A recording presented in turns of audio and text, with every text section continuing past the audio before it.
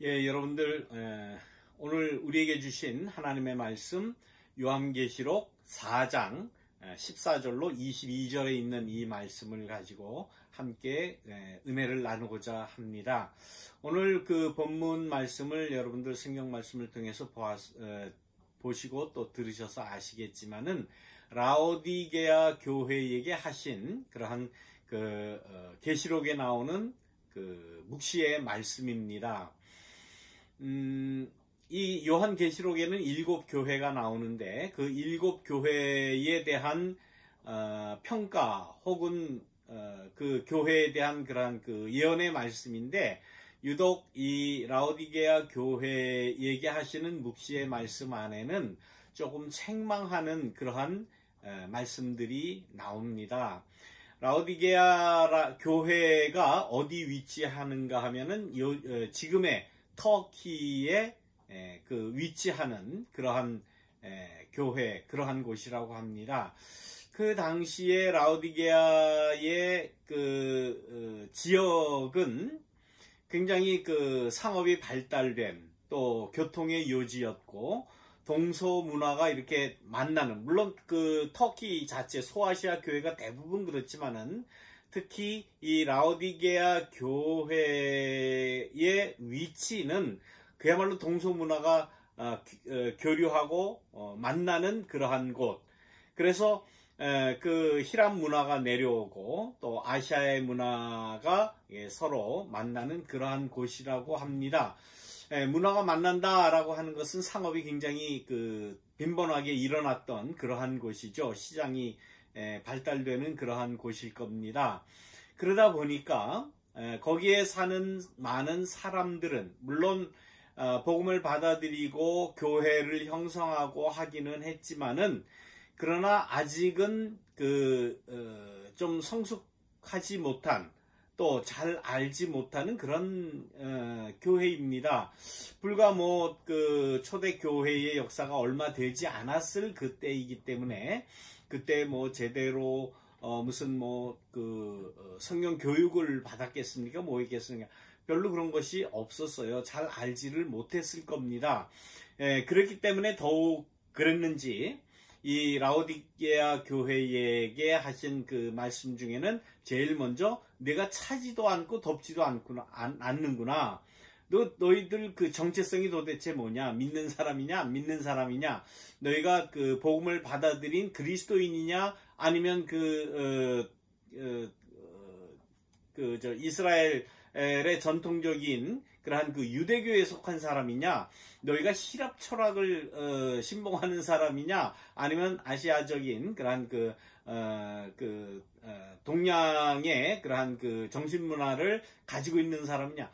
모든 것이 다 혼재되어 있는 그러한 상태의 교회였던 것 같습니다. 그래서 내가 차든지 뜨겁든지 하라. 분명히 하라. 너의 정체성이 뭐냐라는 것을 분명히 가지라는 그러한 교훈의 말씀일 겁니다.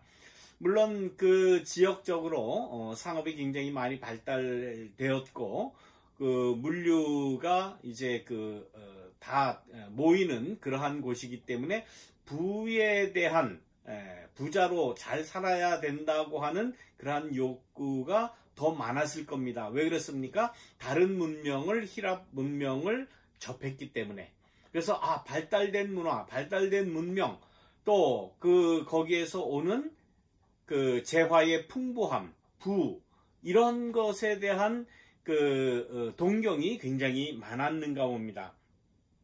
너희가 지금 그 상업이 발달됨으로 인해서 너희가 부자로 사는 것 같지만은 이 요한계시록에 보면은 내가 볼 때는 내가 참 비참하고 불쌍하고 가난한 그러한 그 사람들이다라는 거예요. 그리고 눈이 멀었다.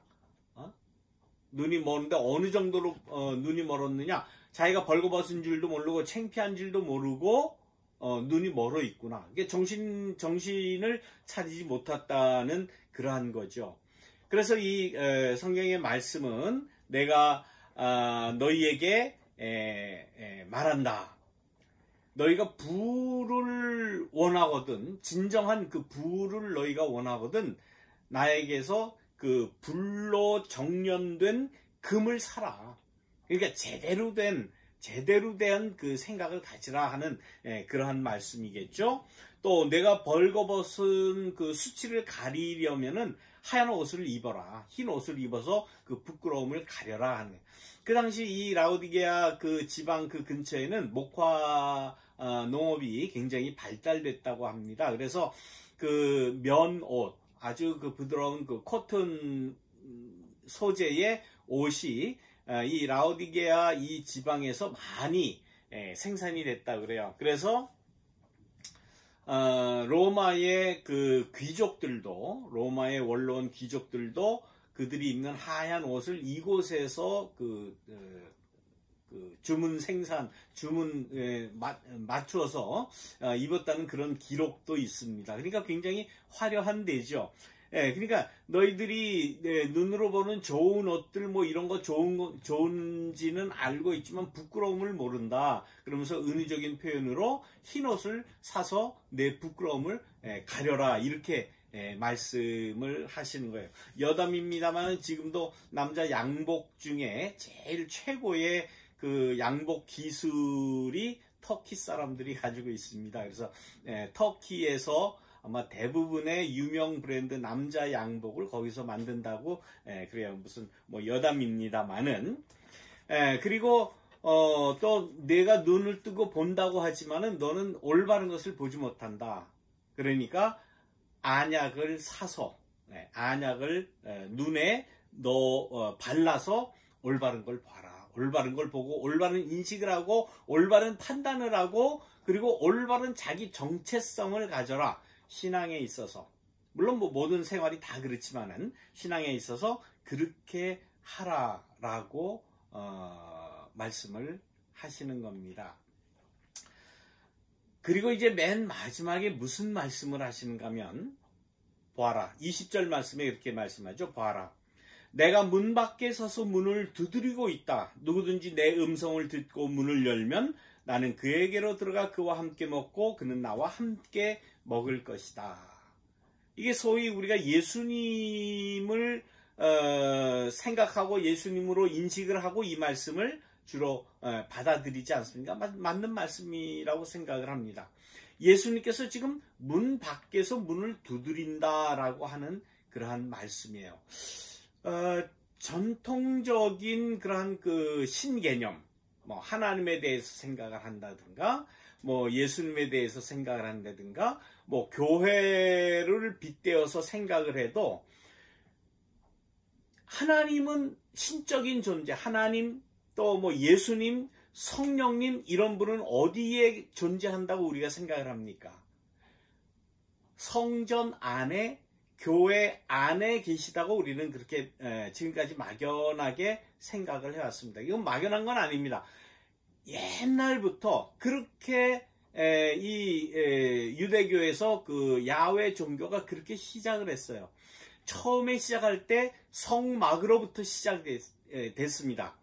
이스라엘 그 노예들을 애굽에서 출애굽시켜서 광야에서부터 하나님께서 하나하나 가르치시죠. 가르치실 때에 십계명 율법의 말씀을 주시고는 그 다음에 곧 무엇을 만들라고 말씀하십니까? 성막을 지으라고 말씀하시죠. 성막을 왜 짓습니까? 내가 존재할, 내가 거할 곳이다 라고 해서 성막을 짓고 성막을 중심으로 그 중에서도 성소와 지성소가 이렇게 구분되어 있지 않습니까? 지성소 안에 내가 너희에게 준 그 법궤 위에 내가 거하겠다 이렇게 말씀을 합니다. 그래서 구약 시대 때부터 하나님은 어디에 계시느냐? 성막 성궤 언약궤 위에 위치하신다 이렇게 생각을 했어요. 그래서 우리는 하나님 앞에 예배하러 갈 때 구약에서는 제사 드리러 갈 때 또 우리가 예배 드릴 때 하나님 앞에 나간다라고 하면은 그렇게 표현을 하면 그건 어디로 가는 겁니까? 교회로 가는 거예요. 성전으로 가는 거예요. 그래서 그런 생각이 가득 차 있는데 오늘 본문 말씀에는 뭐라고 말씀해요? 예수님으로 지금 말씀하시는 분, 20절 말씀하시는 분을 예수님이라고 우리가 받아들일 때에 그 예수님의 위치가 어디입니까? 지금 문 바깥에요. 문 바깥에서 문을 두드리고 계시다. 지금까지 사람들이 생각하는 그러한 하나님 예배, 하나님이 거하시는 곳, 성전, 또 이 교회당이라는 개념하고는 전혀 다른, 완전히 반대되는 그러한 개념이에요. 성전 밖에는 우리 인간이 있어야지. 성전 안에, 성막 안에, 지성소 안에, 언약궤 그 위에 바로 거기에 여호와 하나님이 계시고 주님이 계시고 성령님이 계셔야 할 텐데, 지금 이 요한계시록에는 전혀 반대되는 거예요. 예수님이 밖에 계세요. 그리고는 내가 들어있는 안에, 그 건물 안에 들어있는 나를 향해서 바깥에서 문을 두드리고 계신다라고 말씀을 합니다. 완전히 반대되는 그러한 성전에 대한 개념입니다. 성전, 교회당, 뭐 또 교회, 이렇게 조금 뭉뚱그려서 말씀을 드리면, 우리는 지금까지 성전 중심의, 예배당 중심의, 성전이라고 하는 건물 중심의 사고에 꽉 차 있었습니다. 그래서 주일날 교회 간다 그러면은 어디로 가는 겁니까? 1444 로즈크랜 애비뉴 가디나, 그 위치, 그 주소로 가서 그 교회당 건물 안에 들어가는 거를 우리는 막연하게 하나님께 나간다, 예배드리러 간다, 교회에 간다, 교회에 가서 하나님을 만난다, 하나님께 예배한다라는 생각을 가지고 왔었습니다. 그런데 우리가 잘 아는 바와 같이 뜻하지 않게 코로나 바이러스 감염 문제 사태가 터지고 벌써 4달째 이러고 있습니다. 교회 못 들어가요. 한 곳에 모이지 못해요. 조금 지키는가 했더니 그 다음에 조금 뭐 리오픈하고 뭐 풀어준다 뭐 이러다 보니까 더 지금 확산이 된 거 아닙니까? 코로나 바이러스 초기보다 더 지금 위험한 그런 사태를 우리가 맞이했어요. 한국에서도 마찬가지죠. 지난주에 뉴스를 보십시오.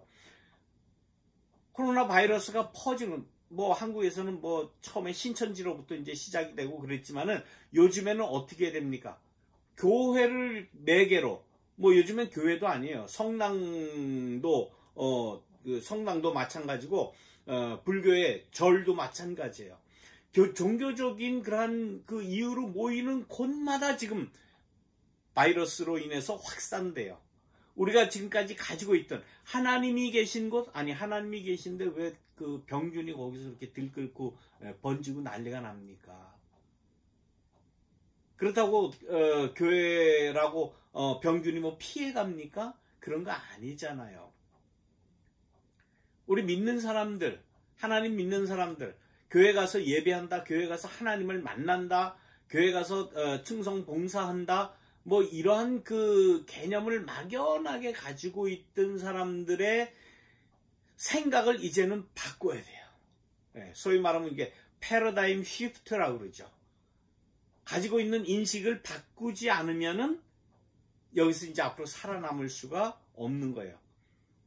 이제는 차든지 덥든지 아니면 뭔가를 분명한 자기 정체성을 가지지 않으면 이제 교회는, 우리가 믿는 하나님의 신앙은 크게 흔들릴 수밖에 없습니다. 여기에 대해서 우리가 어떤 자세를 가질 것인가? 이스라엘 사람들은 처음에 세웠던 그 솔로몬의 성전이 파괴가 되고 그 다음에 바벨론으로 포로로 잡혀갑니다. 똑똑한다는 사람 다 잡혀갔어요. 권력 있다고 하는 사람, 돈 좀 있다고 하는 사람, 땅 좀 있다고 하는 사람, 또 머리 좋아서 똑똑했던 사람 바벨론으로 다 끌려갔습니다. 그러니까 바벨론으로 포로로 잡혀가서는 예배 드릴 수 없어요. 예루살렘 성전에 갈 수가 없어요. 뭐 예루살렘 성전은 그 전에 전쟁으로 인해서 다 파괴가 됐지만은 어떻게 합니까? 어떻게 예배를 드렸겠습니까? 예배 드리지 못해요. 예배 못 드리게 해요. 그러나 바벨론 포로로 잡혀가서도 내가 예배는 드리지 못하지만, 성소에 가지는 못하지만, 제사를 드리지 못하지만, 그래도 내가 할 수 있는 최대한의 것을 내가 해야 되겠다. 하나님의 명령을 지켜야 되겠다라고 해서 바벨론 포로로 잡혀갔던 사람들이 했던 두 가지 종교 행위가 있습니다. 다른 건 못해요. 뭐 율법서, 뭐 성경 보는 거 못해요. 분명하게 자기네들이 할 수 있었던 건 내 몸에 하나님의 명령을 지키는 것. 그게 뭡니까? 할례예요. 그건 어디서나 할 수 있으니까. 몸의 일부니까 할 수 있죠. 뭐 여러 가지 그 할례에 대한 말씀은 뭐 다음에 이제 성경 공부 시간에 드리도록 그렇게 하고, 아무튼 그 포로로 잡혀갔지만 하나님의 명령을 은밀하게라도 이행할 수 있는 것은 할례였어요. 그래서 그들은, 유대 사람들은 그 할례 의식을 포로로 잡혀가서도 하나님의 명령으로 알고 행했던 거예요. 두 번째는 포로로 잡혀갔지만 하나님께서 하신 명령을 지킬 수 있었던 것은 무엇인가 하니, 그것은 안식일이라고 하는 그 시간을 지키는 거예요. 날짜, 시간. 이것은 어디를 가나 있는 것이기 때문에 그거를 철저하게 지켰다는 거예요. 물론 다 뭐 이렇게 함께 포로들이 뭐 함께 모여서 뭐 성전 제사를 드리듯이 뭐 그렇게 하지는 못했을 겁니다. 물론 그야말로 숨어서 그 날을 철저하게 지키려고 노력을 했다는 거예요. 다시 말하면 성전 종교가 금지되고 파괴되고 성전 종교를 지키지 못하는 그러한 때에도 그들은 그런 것을 행했어요. 그러다가 다시 바벨론 포로에서 해방되어서 나와서 두 번째 성전을 짓죠. 두 번째 성전을 짓는데 그 성전이 스룹바벨 성전이라고 합니다. 성전의 그 중요성을 굉장히 강조하는 사람이 다시 지었어요. 그러나 그 스룹바벨 성전도 몇백 년 되지 않아서 또 파괴가 되죠. 그리고는 몇백 년이 흐른 이후에 누가 세 번째 성전을 짓습니까? 그 성전 지은 사람이 그 유명한 헤롯 왕이에요. 지난 우리 예수 이야기 할 때 제가 말씀을 드렸죠.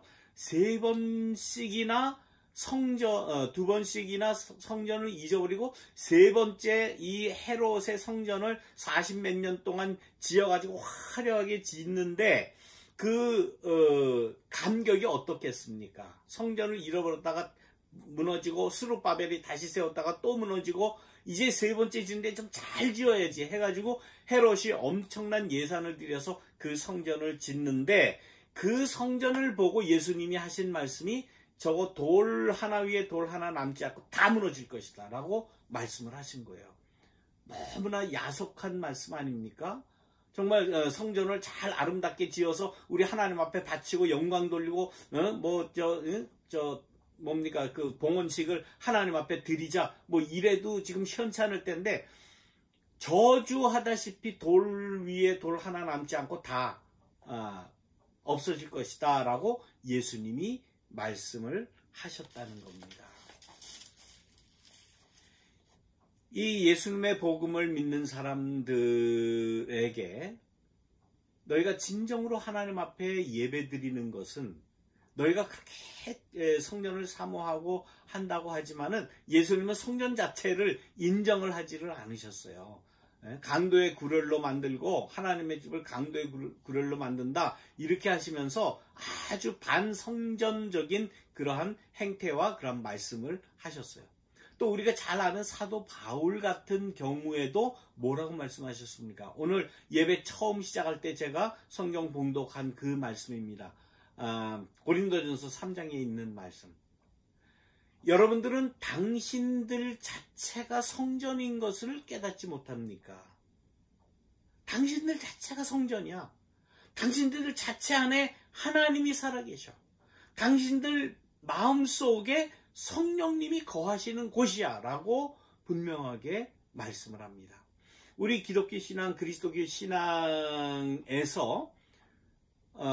우리가 분명히 알아야 될 것이 뭔가 하면은 구약부터 내려오는 출애굽 때부터 하나님이 성막을 지으라고 해서 지었던 그 성막과 솔로몬의 성전, 스룹바벨의 성전, 헤롯의 성전, 이 모든 그 성전이라고 하는 그 개념을 올바로 알라라는 말씀이에요.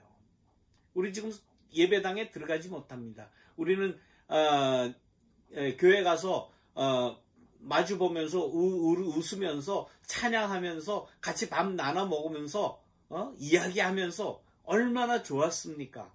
그러나 그거 하지 못할 때가 왔고, 그걸 하지 못할 때에 우리가 어떻게 내가 예배자로서의 정체성을 가지느냐, 내가 어떻게 주님을 섬기는 사람이냐라는 그거를 똑바로 알아야 된다는 거예요. 아마 라오디게아 교회 사람들은 그거를 잘 몰랐는 것 같아요. 이것도 아니고 저것도 아니고 그리스도인도 아니고 뭐 보통 세상 사람도 아니고 왜 이렇게 뜨뜻미지근하냐, 덥든지 차든지 해라 라고 하시는 말씀. 뭐 라오디게아 교회뿐만이 아니죠. 우리에게 하시는 말씀이죠. 우리가 지금 이 시대에 크리스찬입니까? 신앙인이에요? 우리가 예수 믿는 사람들이에요? 예수님이 이 성전에 대해서 어떤 생각을 가지셨는지를 우리가 분명히 알아야 될 거 아닙니까? 성경이 뭐라고 말씀하시는지. 우리가 지금 주일마다 다니고 있었던 1444 로스크랜 애비뉴 가디나, 그 건물은 그야말로 예배당이에요. 집당자를 써서 예배당이지 교회는 아니라. 우리는 늘 그런 말을 합니다. 교회는 우리가 모인 곳이 교회다라고 늘 말은 하지만 그런 개념을 확실하게 갖지는 못했어요. 그래서 온라인 예배를 드리면서 많은 사람들이 처음에는 굉장히 걱정을 많이 했죠. 야, 이게 예배냐? 이게 예배 드리는 것 같지 않다. 예배 드리는 맛이 안 난다. 뭐 이런 얘기를 했어요. 목사들은 걱정을 하면서 제일 큰 걱정이, 솔직히 말씀드려서 무슨 걱정입니까? 헌금이 안 들어오는 거예요. 헌금이 안 들어오죠. 예배 모여서 지금까지 해왔던 그러한 헌금 시간이 없으니 안 하잖아요. 아마 반도 안 들어올걸요. 전체 평균으로 따져서 안 들어옵니다. 네. 예배 드리는 것 같지 않으니까 안 내는 거예요. 또 눈에 보이지 않으니까 그냥 지나가는 거예요. 지금까지 우리는 헌금이라고 하는 것에 대해서 어떻게 생각을 했습니까? 입장료 정도로 생각을 하는 경우가 많았어요. 솔직한 겁니다. 예, 오늘 예배에 왔으니까 그래도 헌금 내야지. 그런 생각을 가지고 헌금을 하다가 보니까 이렇게 뜨뜻미지근한 그런 결과를 가지고 온 겁니다. 헌금 문제. 두 번째는 성찬식을 못한다는 거예요. 모이질 못하니까 성찬식을 못하죠. 성찬식이라는 거의 원래의 의미는 공동 식사입니다.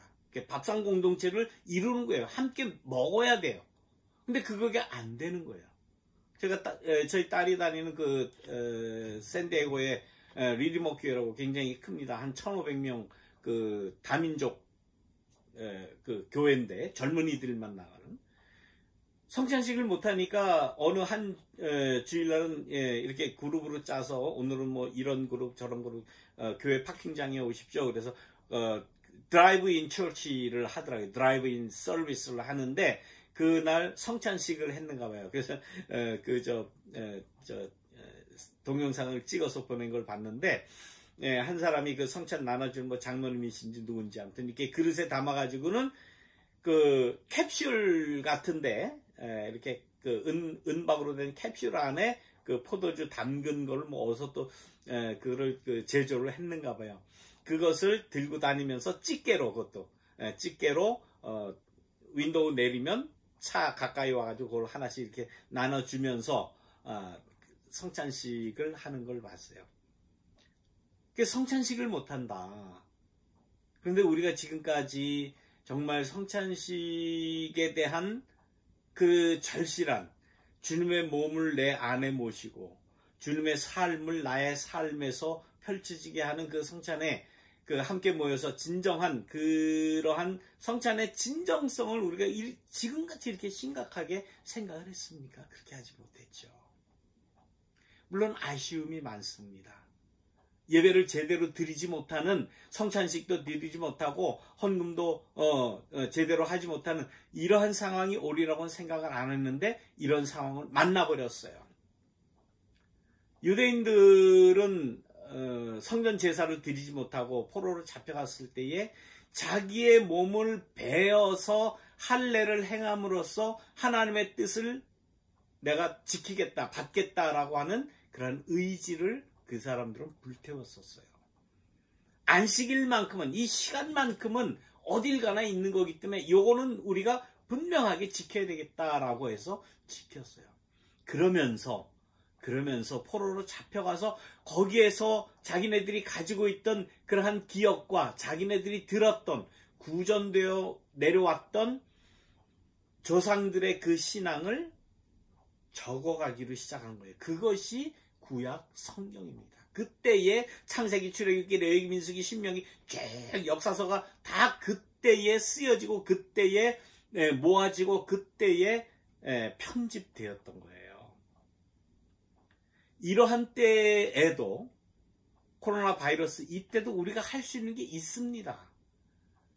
내가 신앙의 정체성이 뭔가, 내 신앙이 뭔가, 이거를 분명히 하려고 하는 노력을 해야 돼요. 그런 취지로 지금 예수 이야기를 여러분들과 함께 이야기하는 겁니다.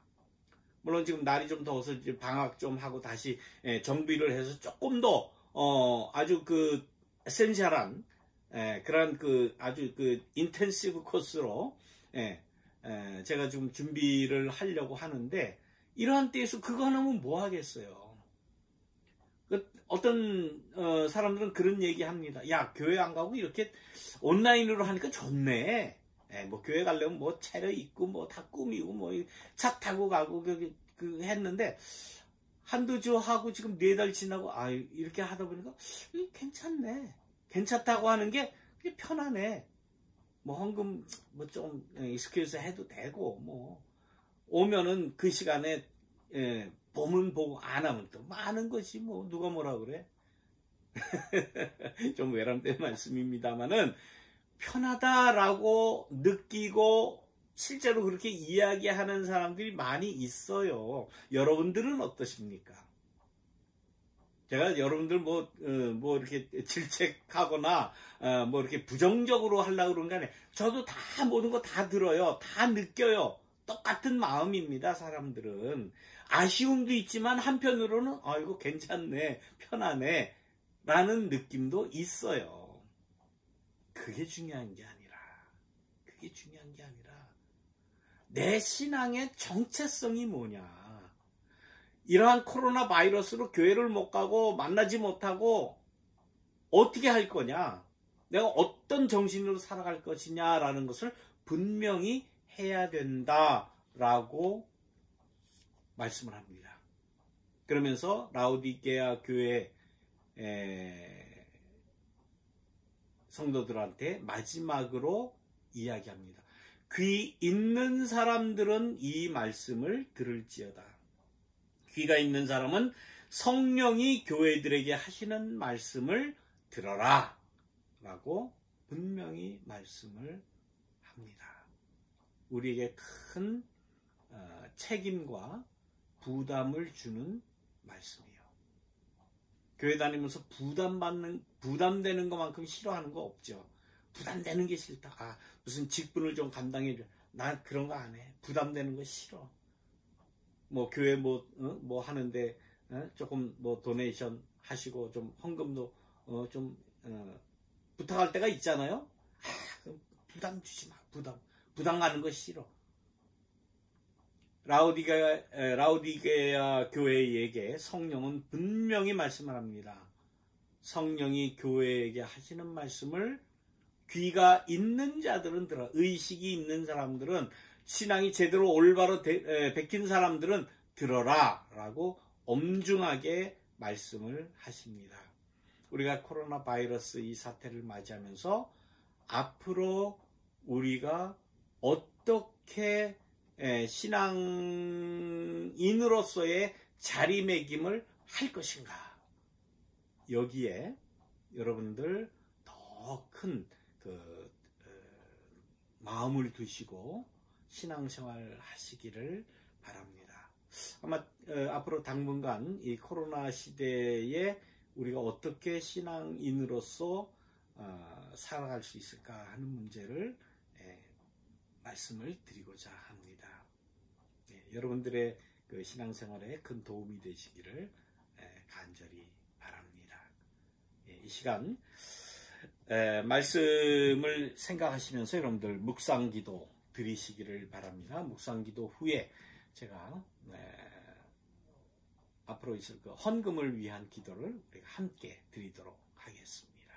기도하겠습니다.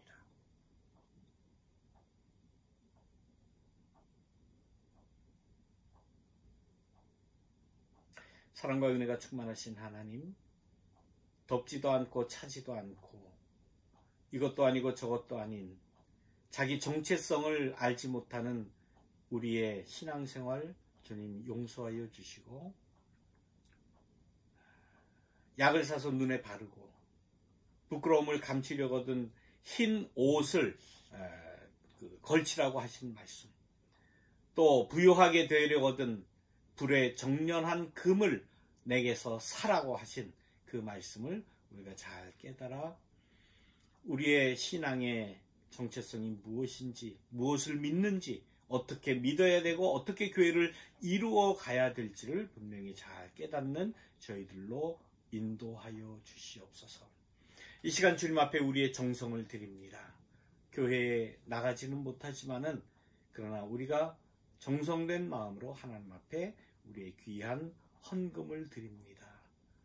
우리의 생활이 많이 어려워지고 힘들어지고 쪼들리는 가운데 있지만은 그러나 하나님 앞에 나타내는 우리의 정성을 게을리하거나 소홀히 하지 않도록 인도하여 주시옵소서.